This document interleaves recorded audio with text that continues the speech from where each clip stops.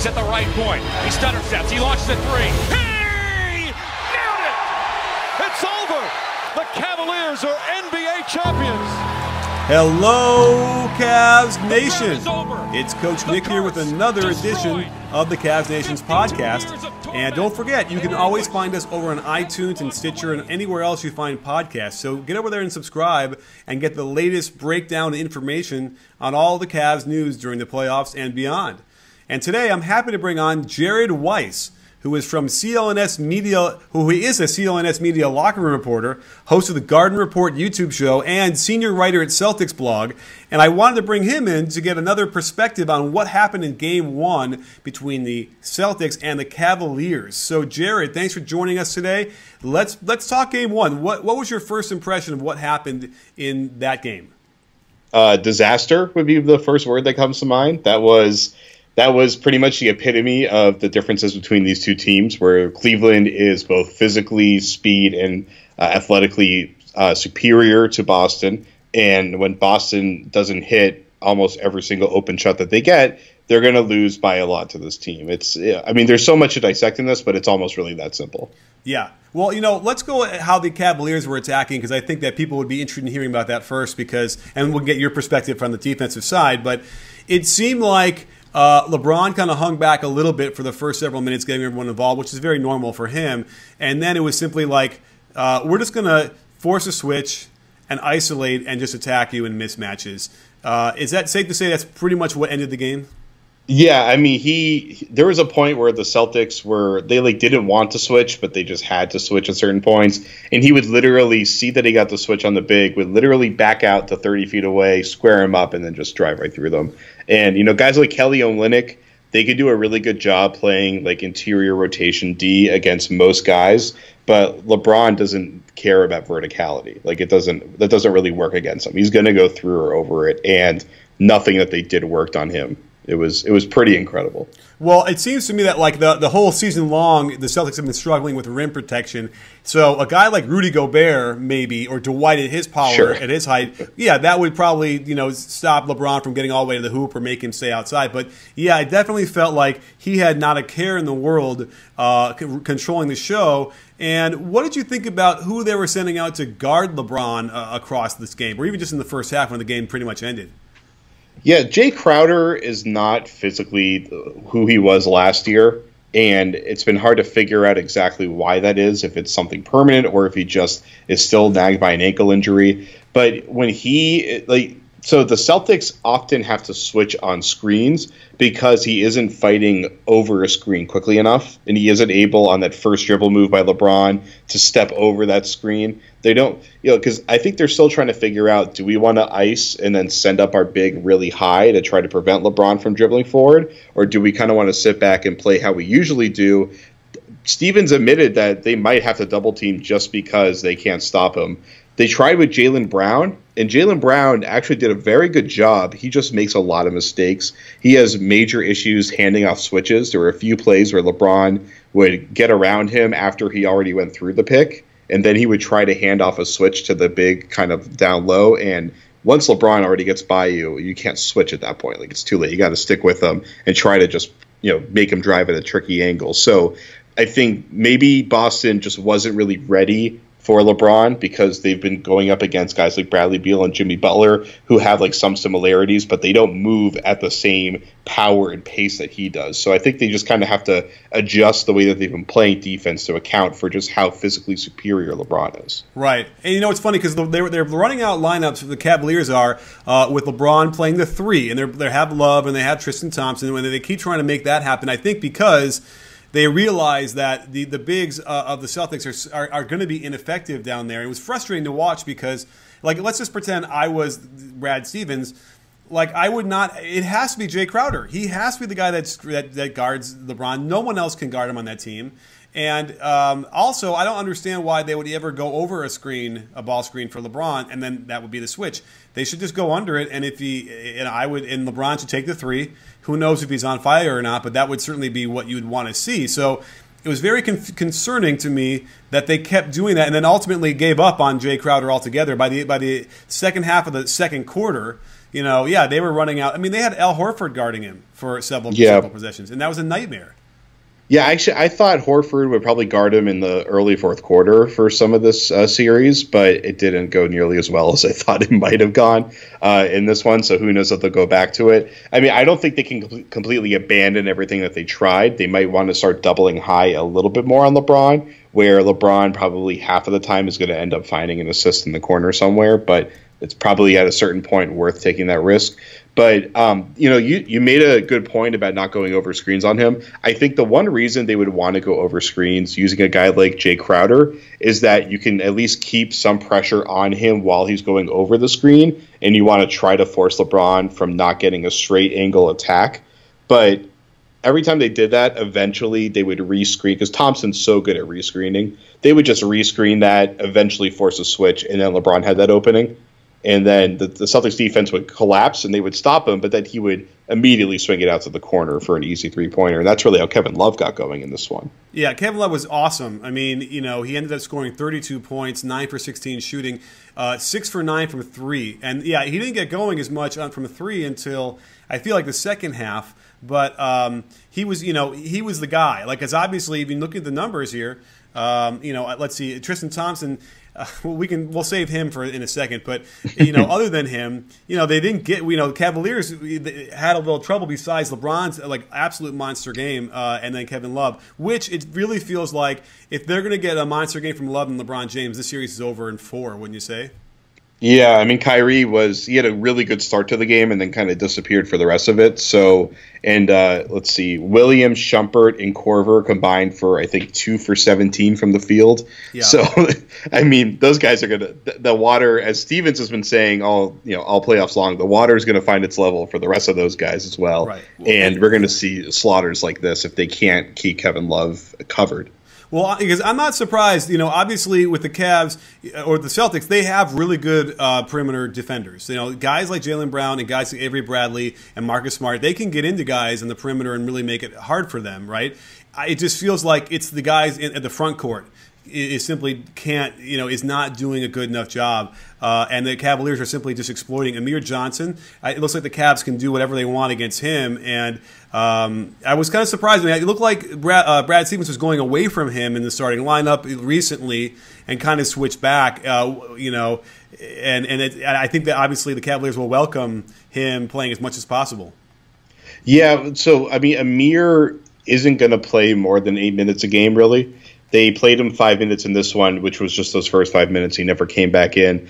The reason why they want him in there to start is to prevent what happened with Tristan Thompson and Kevin Love, where they just completely wrecked them in the interior and had that advantage early. But really, once they pulled him, that happened regardless. And I think it's going to happen regardless because Al Horford boxing out is one of his biggest weaknesses. And, you know, Tristan Thompson, for one, he starts fighting for the rebound the second he crosses half court. And that's why he's like one right. of my favorite players to watch in the game. There were plays where he would be at the 3-point line and he would do a dribble handoff and he would just go start boxing out Al Horford immediately. And he would get those offensive rebounds because of that. So the Celtics, they want to play small to be able to guard LeBron and to be able to recover to weak side shooters, which they did a great job with Love on that one. It looked like they were even playing zone at a certain point because they were having so much trouble recovering out to Love. But, you know, Kevin Love had his best game that I've watched him play in the playoffs since he got to Cleveland. I mean, he not only was he great from 3, but, you know, while he can't post up Al Horford consistently and score on him consistently, because the Celtics are small, when they have Love and Thompson both out there, that man Love was posting up Marcus Smart. And that was the guy he was battling in the post most of the time. And Smart would front him, and he would either get called for a foul or LeBron would lob it over the top. And while Smart can defend Kevin Love maybe better than anybody on the Celtics roster, maybe even including Al Horford, there's just only so much you can do when LeBron is out there feeding him.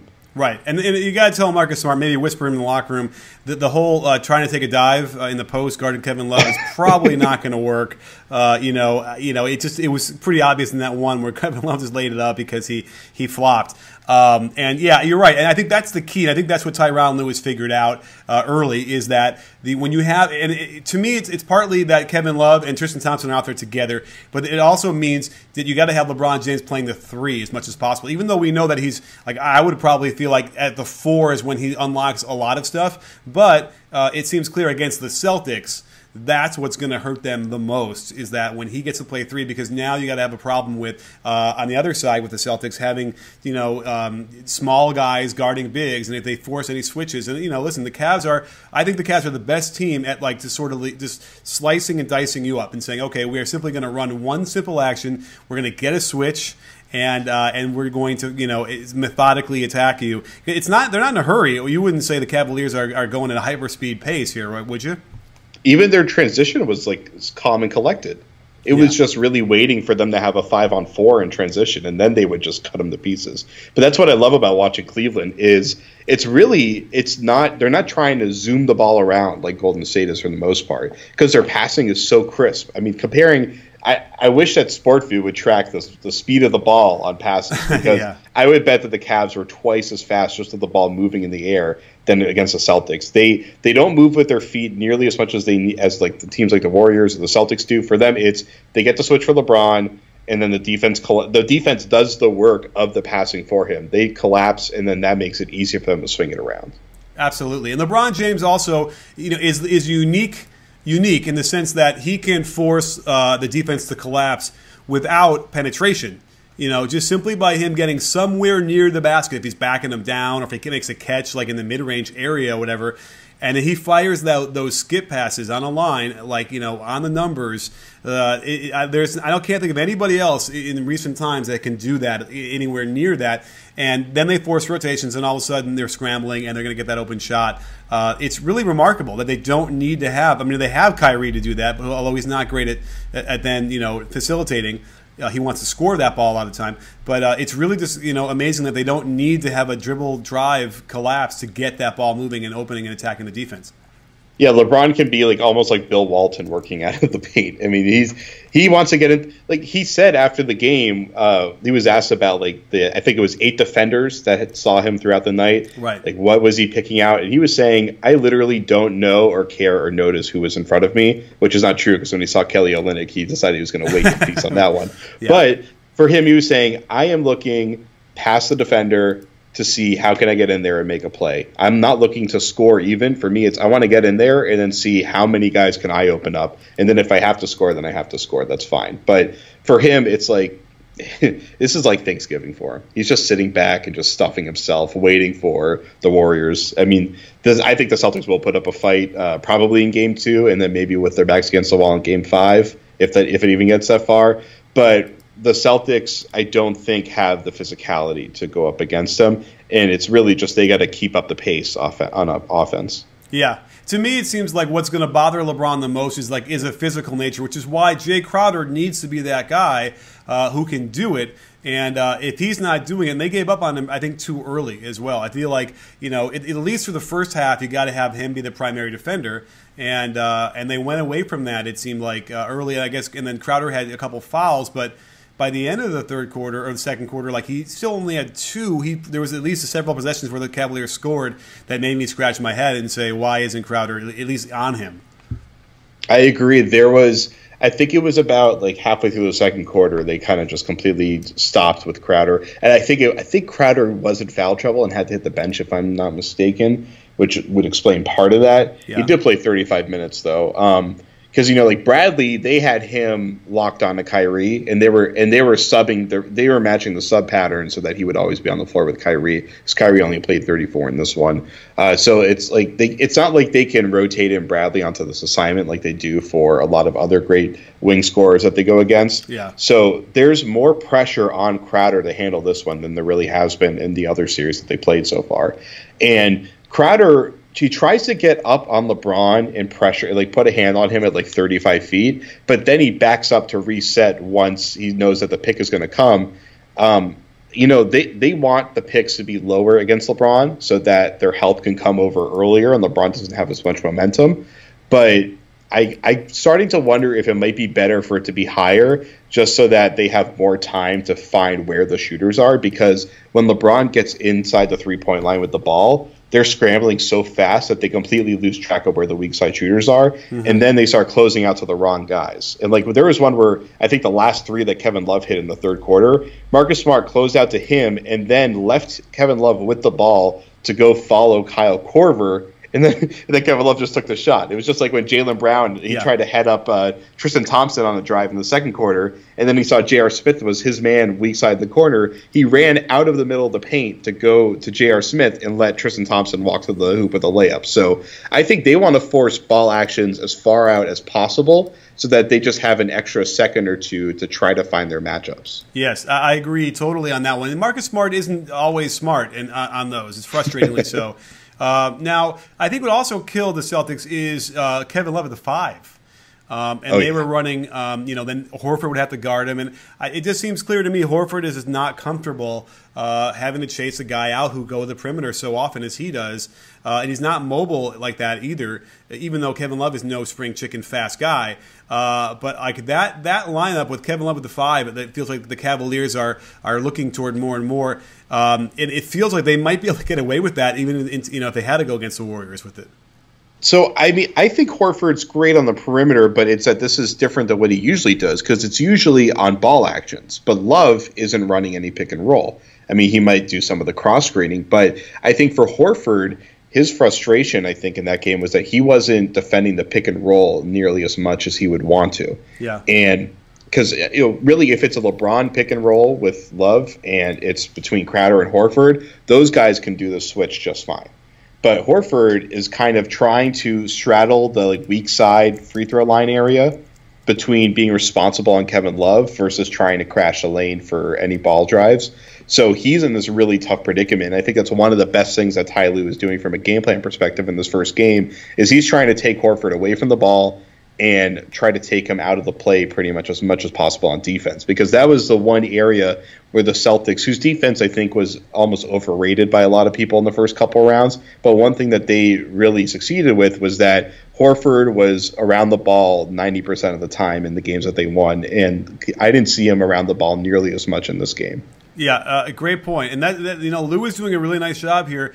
And a lot of times you think it might take a couple of games to kind of figure out what's going on, but they've really hit upon this early. Now, that said, we got to talk a little bit about the defense in the first quarter for the Cavs, because when you watch it closely and the shots the Celtics got, I mean, they got just about every shot they wanted.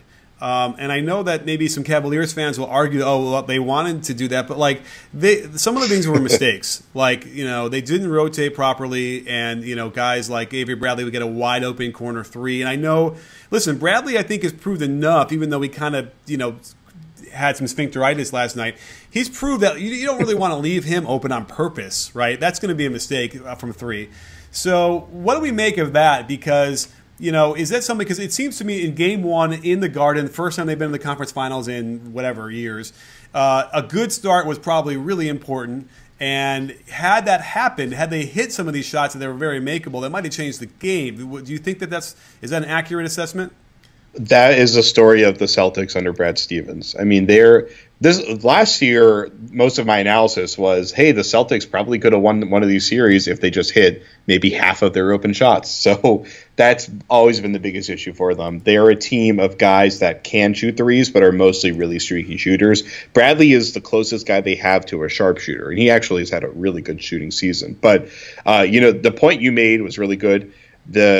The Cavs can't leave Bradley alone, not just because he can be a very capable shooter, but his off-ball movements when he's in the corner are some of the best in the NBA. And right when you were saying that, the clip on my screen came up of a play in the first quarter where KYRIE was out on the weak corner guarding him, and when the ball hit the paint, Bradley just kind of quietly snuck down the baseline, and they found him for a wide open layup. And I think that's the reason why you got to pay attention to Bradley on the weak side. It's really just that he knows exactly when to make that cut, and the Celtics are always looking at that backdoor area to hope that they can find him or Jaylen Brown, who also does a really good job at it. Yeah, absolutely. And so, that could change the complexion if they were to hit the shots, because it's clear they're going to have a problem stopping them. It's certainly the starters of the Cavaliers. The Cavaliers are going to be able to score, but you're at home and maybe you get into a little bit of a shootout. You feel better about yourselves when the shots start to fall and the game's a little bit closer. Then that actually means something going forward, whereas this was just a really bad showing right out the gate.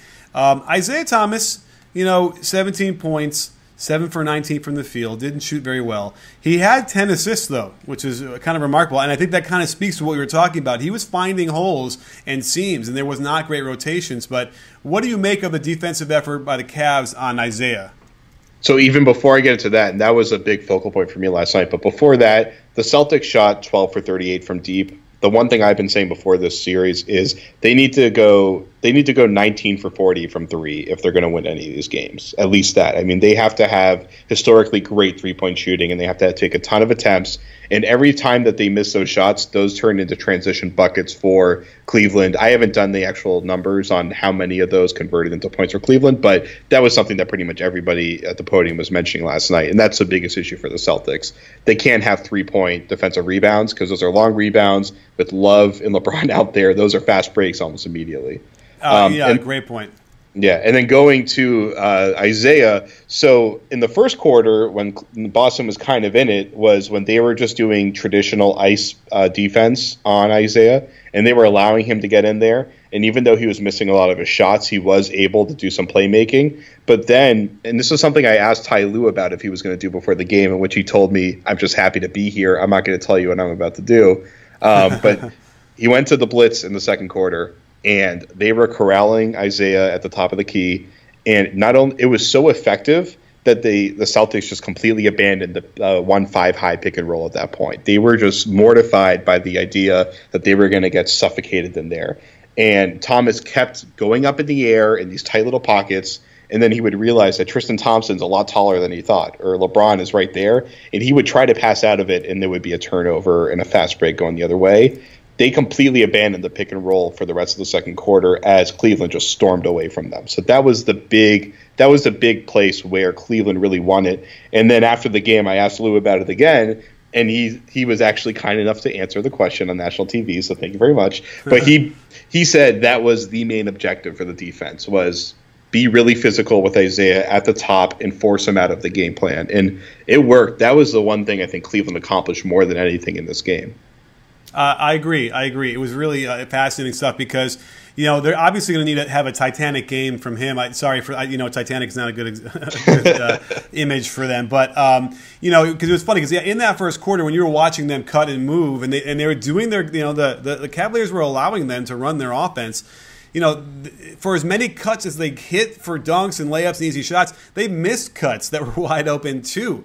It was working. There was opportunity. So I almost feel like Brad Stevens would have gone into halftime and said, "Hey guys, listen, like we're going to get these good shots. It's just a question of whether we start to knock them down or not." And they kind of did, right? I mean, it didn't. The game didn't ultimately continue to get out of hand. They ultimately lost by 13. But, right? I know it was garbage time by the end, but certainly there was some indication there that, just the way they were playing was going to let them score. They got 36 points in the third quarter, and that kind of indicates to me that, they were starting to figure some things out. But are the Cavaliers, should we be very concerned at all about that? I mean, mildly, but because don't forget the Cavs were up by about 29 points, so it wasn't. Right. They did what they had to do to take that run. NBA's game of runs. I'm sure you probably heard that phrase before, or maybe every day of your entire life. So that's what happens. And the Celtics came into the fourth quarter. I think they were down about 17 or so after Marcus Smart had that huge putback dunk at the end there. Him fouling out, I think, was one of the reasons why they couldn't hold up that run. But I mean, Boston obviously is capable. I think that really just showed that, sure, Boston is capable of playing good basketball. There's a reason why they got this far. But the difference was just it was pretty obvious in the first half. And when you're up by 30, you never, how often do teams actually hold off a team by 30? I mean, for God's sakes, in game one of the Warriors-Spurs series, the Spurs went up and they couldn't even hold them off, although obviously Kawhi was probably one of the big reasons there. But, there wasn't anything I saw at the end of this game that told me the Celtics clearly have a blueprint for getting back into this series and they can pull it off. It was mostly just that the Celtics second and a half unit was able to go up against Cleveland, who was kind of holding back at that point. Right. And, when you're looking at how they attacked in that third quarter even, I know it was a big lead, but they were, this is the indication like they're going to try and make it work. It was clear at least they were trying to get Kevin Love involved in the defense of the pick and roll, which is, obviously an Achilles heel of the Cavaliers defense. Kevin Love's defense when he's guarding this ball screener is usually suboptimal. And it was kind of remarkable even in the series against the Wizards how they would just not do it. They would go away from it. They'd forget to. I don't know exactly what that means or why. And so it feels to me like that one might be, the one, crack in the armor that we might see from the offense of the Celtics is just continually trying to get, Kevin Love involved in this. I mean, it's what the other teams do so well against Boston, where they try to pick on IT. It's a pretty obvious, in this modern era where teams they're not trying to set themselves up physically to be able to defend. It's more about being able to be versatile to defend. You got to find that one area where there's no versatility and expose it. And Cleveland is equipped to do that as much as possible against Boston. I guess Kevin Love on the perimeter is probably the closest thing the Cavs have to a defensive vulnerability right now, and that's the focal point that they have to attack. But I think Ty Lue is also pretty good at being able to counter to that. Yeah, we'll have to see how that plays out because I just don't know if the Celtics can mount enough of an attack that would even force Lue to take him out. Like at some point they run 3 or 4 in a row and they score on it, whatever. It almost feels like they're not going to take him out because he's such a value on the other end of the floor that they can match that at the very least. And then when we get to the benches, it seems like I wouldn't even say the Cavaliers are horribly deep, right? I mean, it seems like LeBron goes out and the Cavaliers struggle either way, generally. But it just feels like Tyronn Lue is not going to be bothered by any kind of Love deficiencies on defense, at least just yet. Yeah, unless Love is like ice cold from deep, he's always going to do something on offense to make up for it. Whether it's his rebound pressure, his ability to pass out of the high post, he's always going to be able to do something for them. Sure.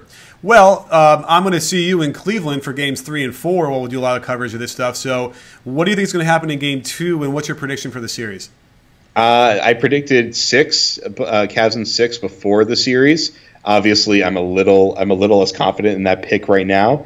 I think the Celtics will hit back really well, and it's going to be an extremely tight game 2. But I think it really comes down to that hot three-point shooting. The Celtics are going to have. I mean, Isaiah. They have to figure out a way for Isaiah to find space on the perimeter and have comfort going up for a shot because he looked like he was trapped in a glass case of emotion in game 1. So if they can figure that out, and we know that Stevens is as capable as any coach, if not more capable than any coach in the Eastern Conference, at figuring out a way to find that, then I like their chances in game 2. But it could be, even if they win that one, it could be their last win of the season. Yeah, I hear you. I agree. Really good assessment there, and it feels like, obviously if it's 2-0 going into Cleveland, then it's over, and it's probably a sweep. But let's, at the very least, for me, I want to see a good game, so hopefully we can get that, and they'll come out swinging and at least keep the game closer, and then maybe the home crowd can help, because certainly that will definitely be there. So anyhow, well, thanks for coming on the show, Jared, and lending us your insight from the Celtics perspective. I think we had we got some good analysis here. I think we figured some things out. This was awesome. We got to do it again for the next one. For sure. Well, we can do it in person, so we'll see how that goes. But don't forget, Cavs Nation, you can follow us over on iTunes or Stitcher or any other podcast app you want to use as the Cavs Nation podcast. And make sure you can follow Jared Weiss. Jared, tell us where we can find you on Twitter. At Jared Weiss NBA. Okay, easy to say, easy to spell. So 2 S's in Weiss. And anyhow, thanks for coming on the show, and we will see you all on the next one, Cavs Nation. So join us then.